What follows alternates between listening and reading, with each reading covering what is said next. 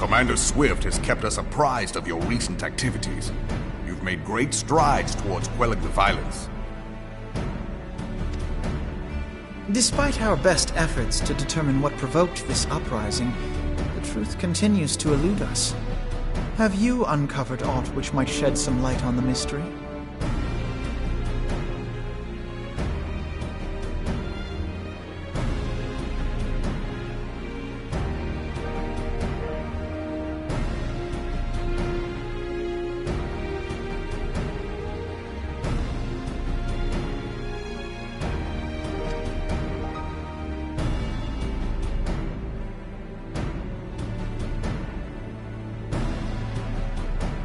This information does not leave this room. The Syndicate's decision to reject the Doman refugees' appeal for asylum had lasting repercussions. A number of those displaced by the calamity claimed it was proof of a policy of discrimination.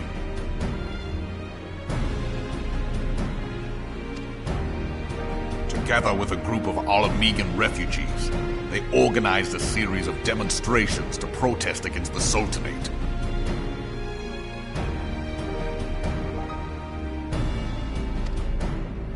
Demonstrations which became heated, but did not descend into violence. Until a certain incident served as a call to arms. A unit of brass blades sent to supervise a demonstration loosed arrows upon unarmed protesters. It was this atrocity which prompted the refugees to take up arms. I need not tell you what followed. We assumed at first that the attack was born of a miscommunication. When emotions run high, they happen. But suspicions were raised regarding the unit's commanding officer, whom I ordered interrogated. Sure enough, our fears were soon confirmed. The dog confessed that a merchant had offered him coin to give the order. A merchant in the employ of Teleji Adeleji. Teleji Adeleji? But he spoke in favor of the Doman's cause, and has ever seemed sympathetic towards the refugees' plight. Why would he do such a thing? Know you of the Cartano Reclamation Bill? It is a proposal to annex the Cartano Flats so that refugees may establish permanent settlements. When last I looked, that was disputed territory. Aye. Some might even call it a battlefield.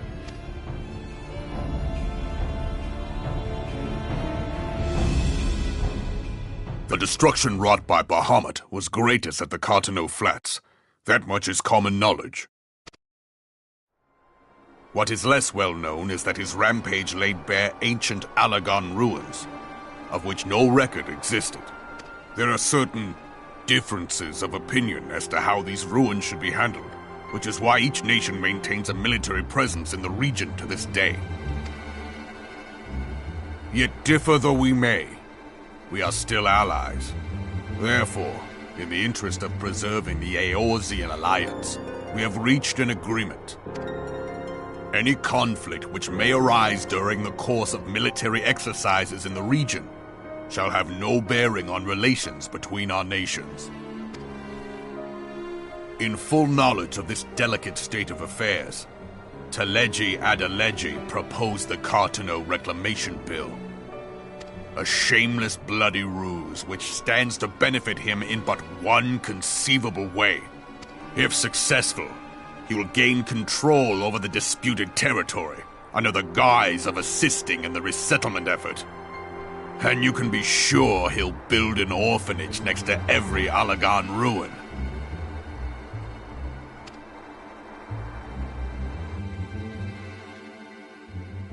The man would threaten the unity of the Eorzean alliance and risk countless lives for personal gain.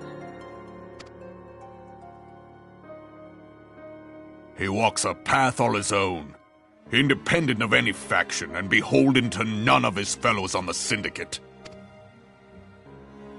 By inciting the less fortunate to violence, he hopes to convince others that the Cartano Reclamation Bill is the only viable solution. His sympathy for the plight of the Domans was not but posturing to gain credibility with the refugees. Of that there can be no doubt.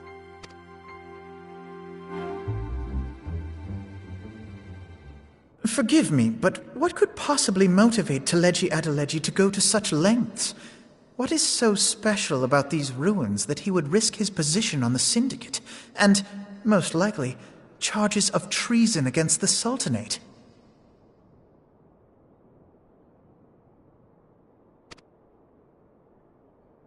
Omega.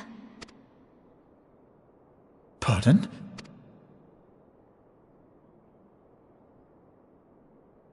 An Oligon monstrosity, not unlike the Ultima weapon. Mayhap larger, we know not. It has yet to be fully excavated. Oligon inscriptions indicate that it was created to fell Bahamut himself. If accurate, it might explain why Nail Van Darnus chose to bring the Red Moon down upon the Cotonou Flats. Given the ends he went to ensure Eorzea's annihilation, destroying the one weapon which could stay the Elder Primal may well have seemed like good sense. When first I bore witness to the power of the Ultima weapon, I doubted the evidence of my senses. And now you tell me there is another such weapon, one which could contend with Bahamut. Bahamut! Aye, we were skeptical ourselves. Truth be told, until the Ultima weapon's existence came to light, we thought the inscription had been mistranslated. At present, Omega is more akin to a fossil than a tool of war, having long since ceased to function. However, if someone were to restore it, as the Garleans did the Ultima... Power enough to subjugate Uldar like as not, and the rest of Eorzea besides, which is doubtless why Teleji Adeleji yearns to have it. That he should aspire to world domination. He who has ever walked 2 paces behind Lord Lolorito in matters of commerce. 'Tis in acknowledgement of his own limitations that he seeks this power. Woe betide us all should we allow him to have it.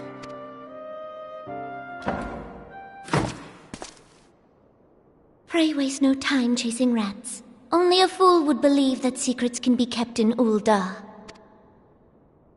It would seem the implications of the Sultanate's refugee problem are rather more far-reaching than we assumed.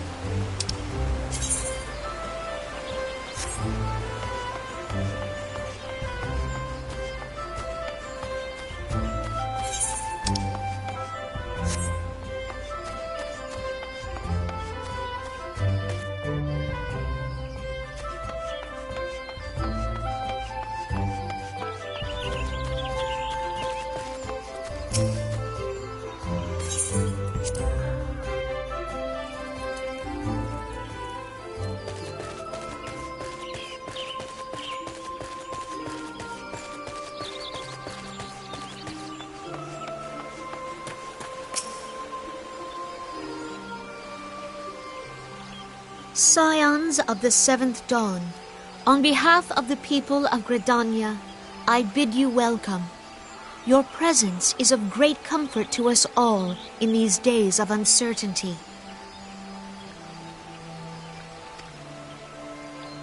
I summoned you here to share tidings of a most urgent nature. But a short while ago, the great elemental spoke, and his voice was clarion in its intensity. Ramuh is returned unto the forest. Scarce had his words ceased to echo in mine ears when we were visited by an emissary from Little Solace.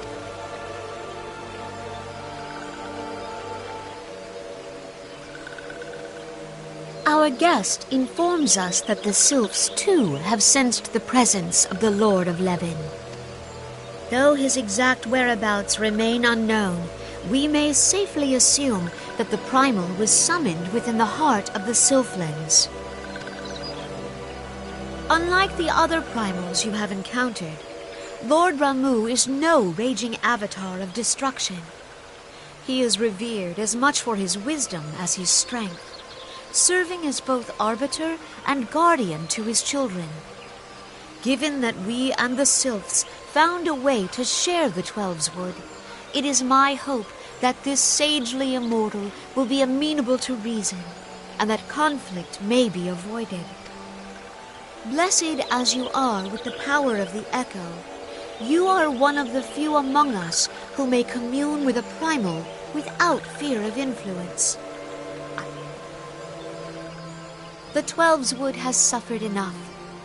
Upon this, we and the Sylphs, and I would venture Lord Ramuh himself, are in perfect accord. Let us not endanger our shared home by engaging in unnecessary hostilities.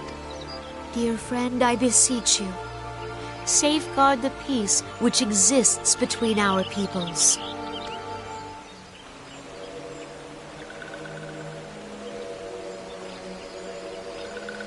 You have my thanks.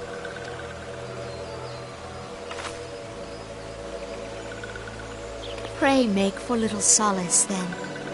A member of the Order of the Twin Adder awaits you there. He will advise you on how to find the Lord of Levin. An ill wind. Yet, it is not only the Twelves Wood that flinches at its...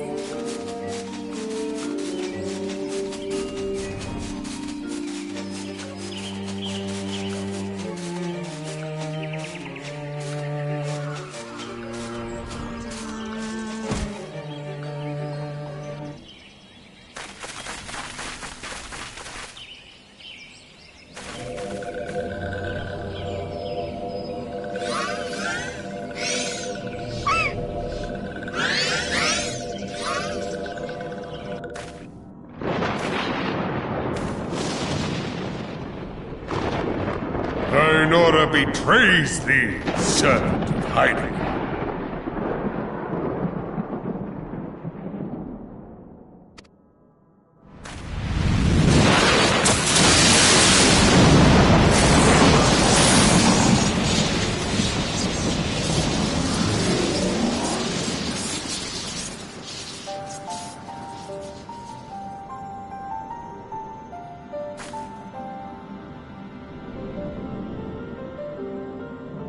Thou art the bringer of light, bane of Ifrit, Titan, Garuda, and Leviathan. I am Ramu, guardian of the children of the forest. Thou tramplest upon sacred soil, bringer of light. By what right doth man intrude in this sanctuary of the sylphs? The Gridanians proffer peace? Their words are born of delusion, thine offer an insult. Thou speakest of harmony, yet carest not for my children's desires. They did but wish to dwell beneath these boughs in solitude. Yet even that was too much to ask of man. Thus did they turn to me for succor. The sentence I pronounce upon thy kind is just. Redanian or Garlean, it matters not. The good intent of one excuseth not the misdeeds of the other. Thy conflicts have brought naught but anguish and misery unto the forest. All blame doth lie with the darkness that resideth in the breast of man. Whence sprung this calamitous seed? In the beginning no such duality existed. Were light and dark given form when man was born? It would explain much. Not least why strife and sorrow follow ever in thy wake. Thou canst not deny the urgings of thine own nature. Knowing that thy mere presence here portendeth tragedy, wilt thou persist in this pretense of peacemaking?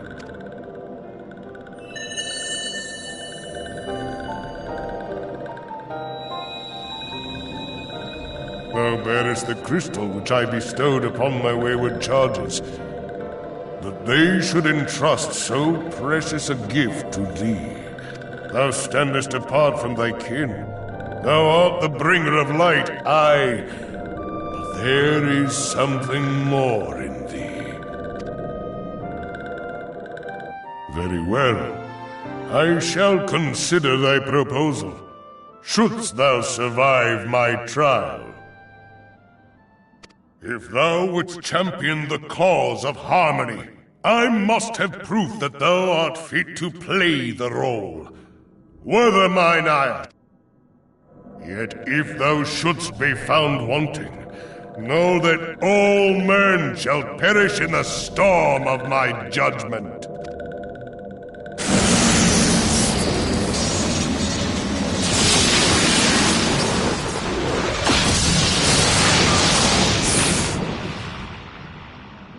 Come to me, bringer up.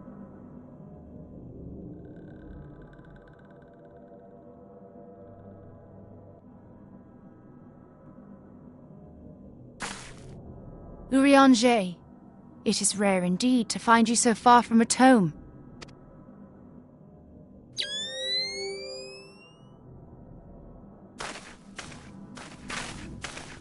The Lord of Levin himself.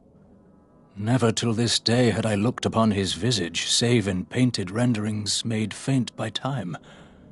Ever shall this scene remain etched in my mind's eye. Beg pardon, my lady.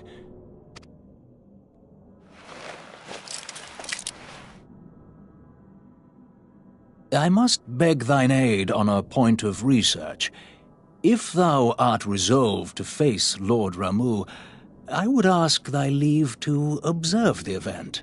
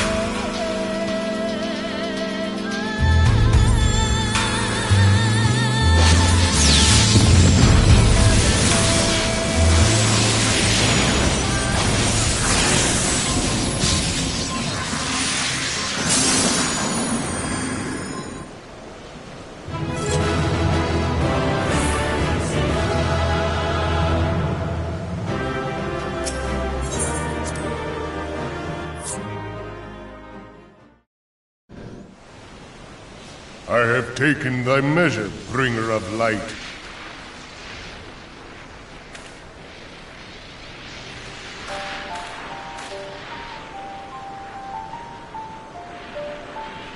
And I judge thee a worthy champion. The task of excising the sin that hath taken root in man's heart is thine. Shrink not from employing thy strength in service to the forest and the wider realm beyond. Like hungering shadows do the enemies of harmony gather, and meekness will but feed them. If man is to be delivered from the dark, it shall be by thy guiding light alone. Stray not from the path, for if thou dost, thy people shall be truly lost.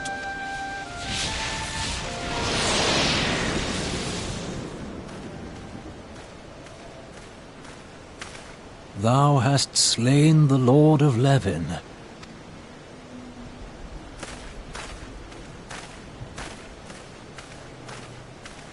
In witnessing thy struggle, a truth hath been revealed unto me.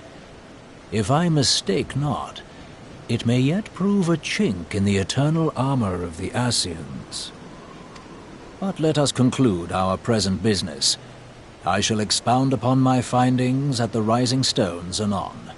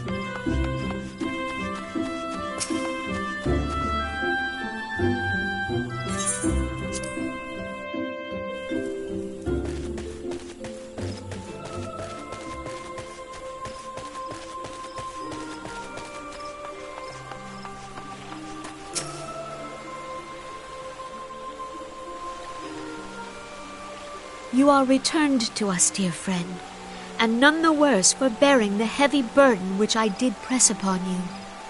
Most glad am I of this. I am informed that your efforts to negotiate a peace with Lord Ramu ended in conflict. Pray tell me, what befell?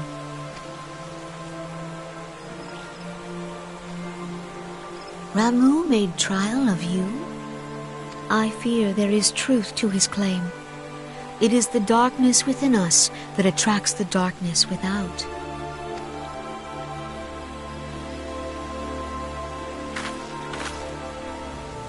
It cannot be denied that misfortune follows man. For evidence, one need only look to the conflict brewing in Cartano, or to the rising flood of refugees. Our shared struggle against the Empire should have served to seal our union. Yet the ties which bind the Alliance strain under the weight of gross self-interest. As the scars of the calamity begin to fade, so too does our sense of common purpose. Yet now is scarce the time to forget our shared responsibility. If this new-sprung realm is to survive, Eorzea must be as one. Yet I fear that dream is still far off.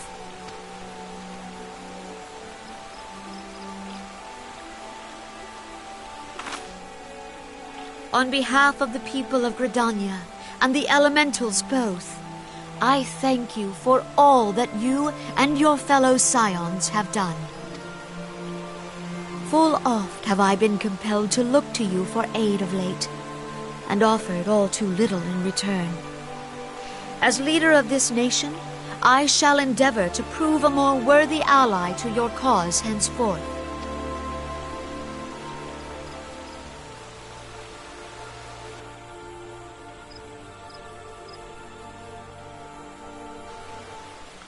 Lord Ramuh has departed, yet the keening of this ill wind grows no less insistent. Voices of the forest, pray speak and I shall listen. What unseen evil begets this unease in my heart?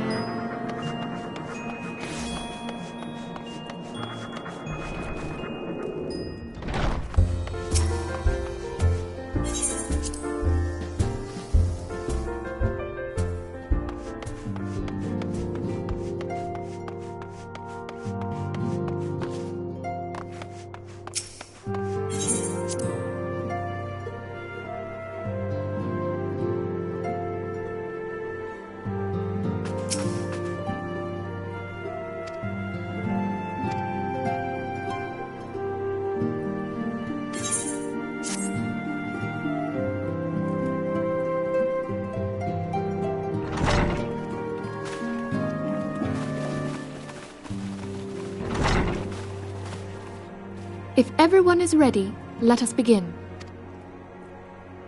Urianger, the floor is yours.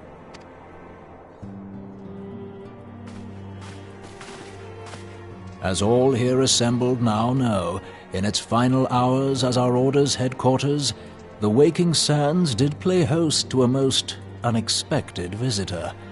I speak of the Ascian clad in white, Elidibus. Unwelcome though his presence was, his words that day did serve to confirm a truth long suspected, that the Ascians are eternal beings, to whom... In the intervening time, Urianger and I have striven to discover a means by which the Ascians might more permanently be slain. And 'tis my belief that we have found the thread that will allow us to unravel the twisted skein of their existence. In the moments prior to Leviathan's most recent manifestation, the Sahagin elder who summoned him was observed to undergo some manner of ascension. The etheric readings taken by Y'ashtola at the time of this transfiguration have proven most enlightening. The disruption to the flow of ether was sudden and dramatic. So tangible was the agitation, I scarce had need of my goggles. The significance of Y'ashtola's readings might better be understood in the context of mine own, taken at the instant of the Lord of Levin's demise. Unlike the primal, the Sahagin was not subject to etheric dissipation. Before discussing our new discoveries, it may benefit us all...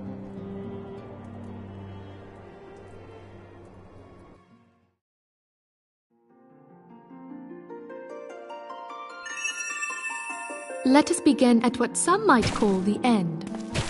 When we who dwell in the material realm die, our spirits dissolve into the flow of ether and are returned to the ethereal realm. In turn, the restless energy which suffuses that plane streams back into our world, giving rise to new life. 'Tis as the heavens did decree, the way of all mortal souls. Twixt this world and the next do the ethereal currents swirl, bearing the very essence of life. Thus doth the cycle of birth, death, and rebirth continue unabated. Primals behave somewhat differently. In order to manifest and then maintain a physical presence in this realm, they must consume vast quantities of ether, most often in the form of crystals. Though they may seem to live, their flesh is but ether given shape.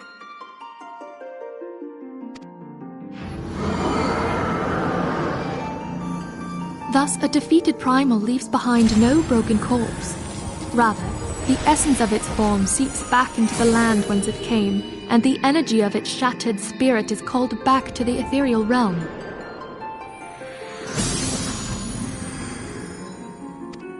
And there it waiteth, till next the prayers of the faithful do draw it forth from the sea of ether, to take their offering of crystals and make for itself a new body.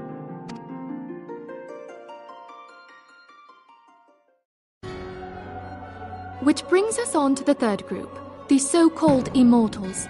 They exist in a manner all their own. Quite. Even as the Sahagin elder fell to the Admiral's musket shot, I witnessed the release of an ethereal cloud, which immediately...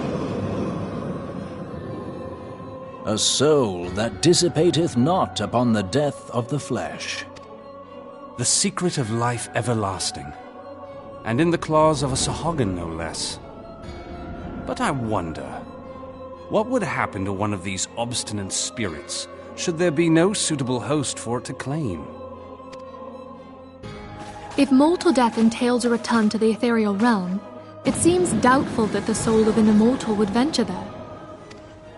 Nay, it merely withdraweth the distance, unto the shore of the ethereal sea, perchance, but no further. Yes, it exists in neither this realm nor the next, abiding instead in the space that lies between them. The Ascians took control of Thancred by means of a crystal of darkness, an artifact which, if our theories are correct, serves as a gateway to the place I have just described. I was hoping people had forgotten about that. I am sorry, my friend. For a mercy, the weary road of our research hath brought us unto an answer. The Sahagin ascended to an immortal state, but he did not possess a crystal of darkness through which to flee this realm. Thus was he consumed by Leviathan, If we could entrap the spirits of defeated Ascians in like manner, and thereby deny them resurrection...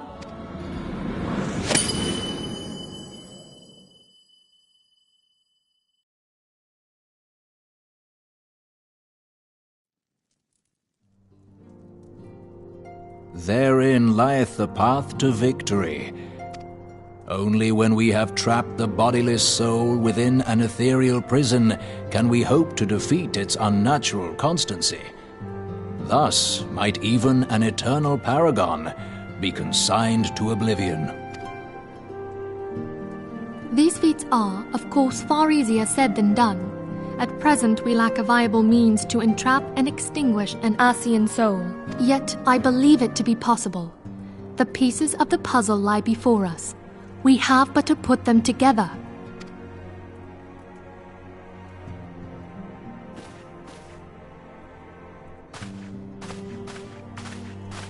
I will depart at once to convene with the sages of Sharlayan.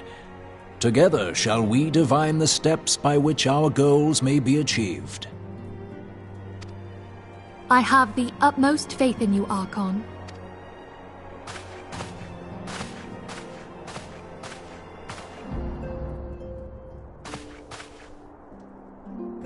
Beg pardon, antecedent, but I would raise one final matter. Even now, a Sharlayan survey party seeketh to ascertain the fate of the students of Baldessian. Their findings shall soon be known to us. Though you harbor feelings of dread... I shall, Archon. Thank you.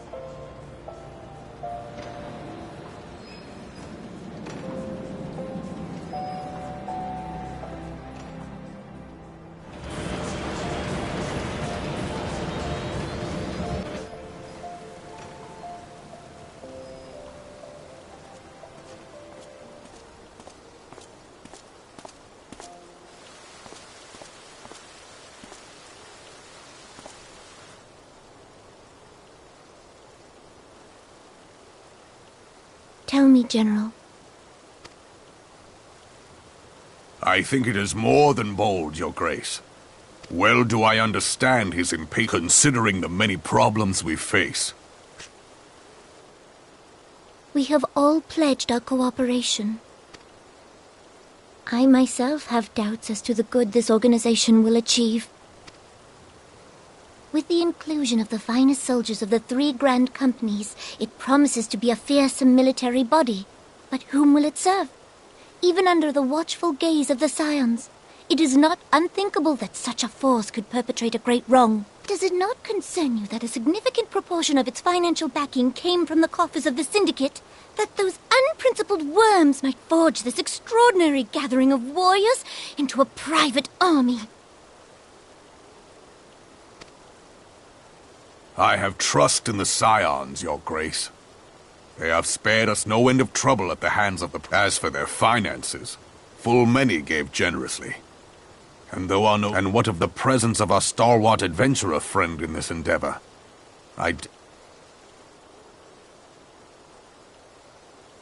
Yes, there is that, I suppose.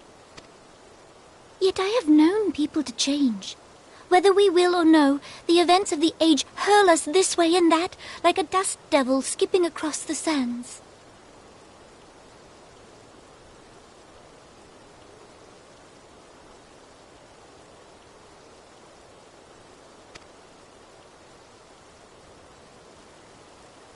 Cannot be done about Telechi? I have explored all avenues available to us, Your Grace. But as Ul'Dan law now stands, we lack the evidence.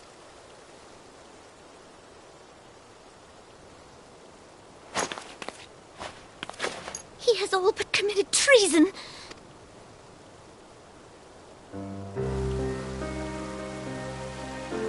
Then what good our government? What worth the royal house? How deplorable this mockery of justice!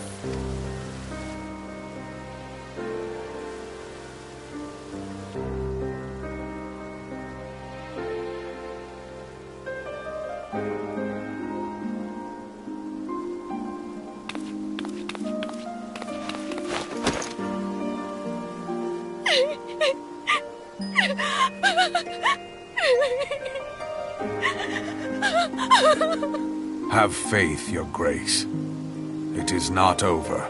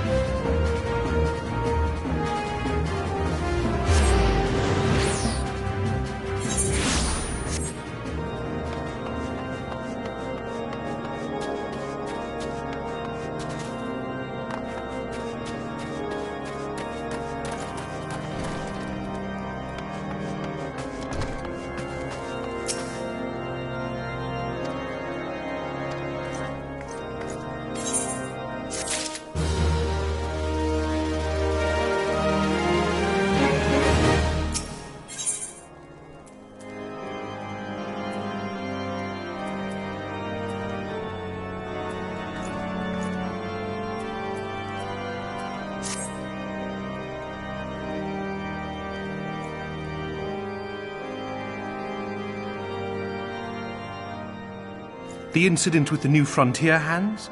No, you need not elaborate. I have been following... Brave men and women all. They do our nation a great service. The existence of a fortified outpost in Mordona will do much to dissuade the Empire from Right glad am I that you have chosen to lend your support to this endeavor. Never let it be said that House Forton does not acknowledge the efforts of her allies, or her debts. 'Twas in the spirit of gratitude that I arranged for sundry supplies to be delivered to Revenant's Toll. That the shipment... Poor fortune, I say, yet not without precedent. If you would know the truth of it, these incorrigible villains grow more organized with each passing day. This new unity of purpose we attribute to their leader, the Lady Iceheart. But though I have devoted significant resources to the task of identifying this woman, we have yet to learn so much as her birth name. What we do know is that the heretics speak of Iceheart in reverent tones, and would gladly embrace death. The brigands have not yet been so brazen as to risk direct confrontation here in Dragonhead. Some few of their number have, however, been sighted not far to the west of here, and with ever-increasing regularity. A visit to Whitebrim Front may bring you the answers you seek. Will you brave the snows, knowing what implacable foes may lie in wait? Halone's blessings be upon you! Though I take no pride in the admission, many of mine own countrymen are not so well suited as you adventurers to dealing with... But truly, I could not wish for a finer ally. You have done much for my house in the past, and I have no doubt, but... Should you learn aught of value, pray return to me forthwith. A warm hearth and a warmer welcome shall be waiting for you.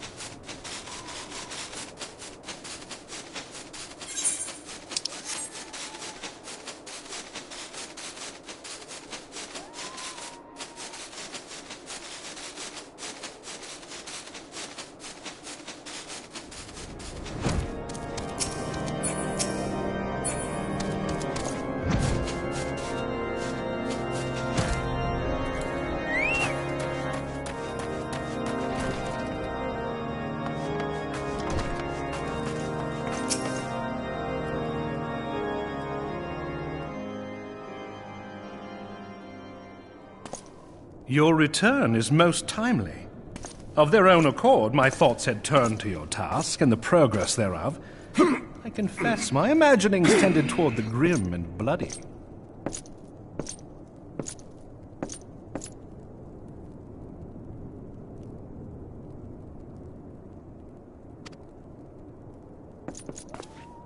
But you are here now, and I suspect such frivolous wonderings do little justice to the reality of your travails. Tell me, what did you learn of Iceheart?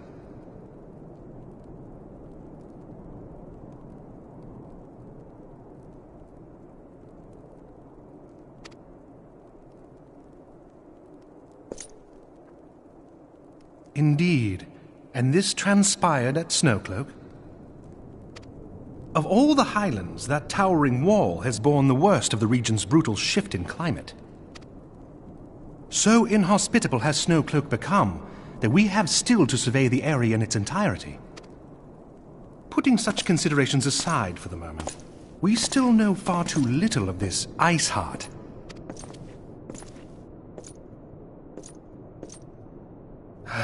As much as I would like to fathom this mystery with you, the situation has grown beyond my personal purview. Given the glowing reports the new commander has garnered thus far, I am certain that they can be relied upon to take appropriate action. Though Iceheart's true identity yet eludes us, you have provided us with a point from which to begin. Sometimes it takes... On the matter of the stolen provisions, I have already made arrangements for a second shipment to be...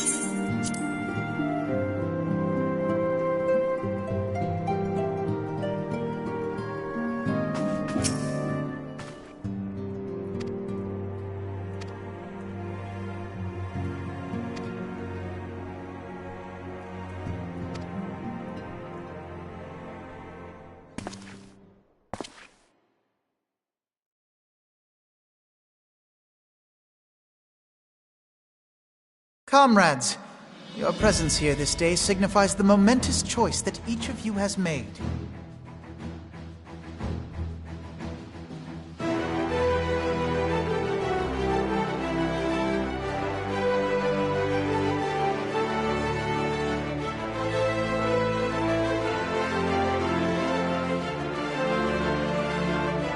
With your strength now pledged to the Scions of the Seventh Dawn, you are beholden to no single nation. You stand...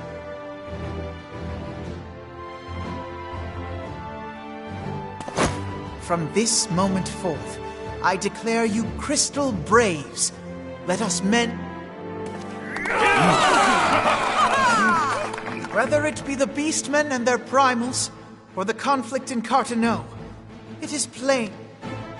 Come, take your place at the Scion's side as guardians of Eorzea, and together we shall fight for the freedom of all!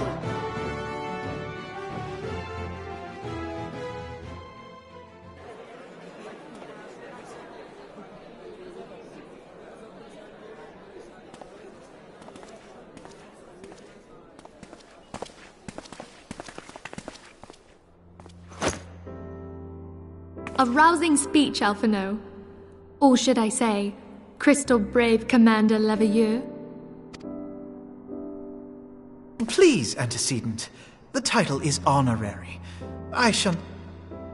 We are of the same purpose.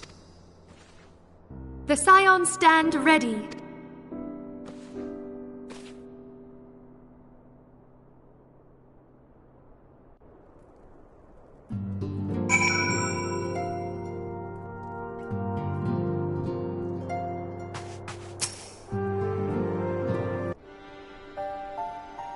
I'm eager to see what the Crystal Braves might accomplish.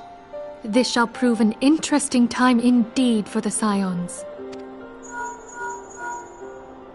Yes, I'm listening. So our worst fears are confirmed. Truly? Kryl is alive? Thank the 12. I see. Pray, inform me if her condition changes. My thanks. When I learned of the loss of the Isle of Val, I dared not hope that my friend had survived. Yet, by some miracle it would seem. Putting this happy news to one side, we must now endeavor to make sense of the readings taken. It appears the etheric disturbance which accompanied the Isle's destruction is of a magnitude I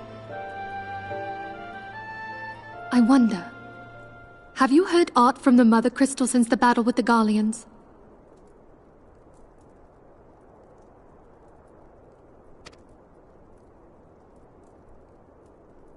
Then she speaks to neither one of us. Heidelind's silence portends naught but ill, I fear. Louisoix, I pray you yet watch over us.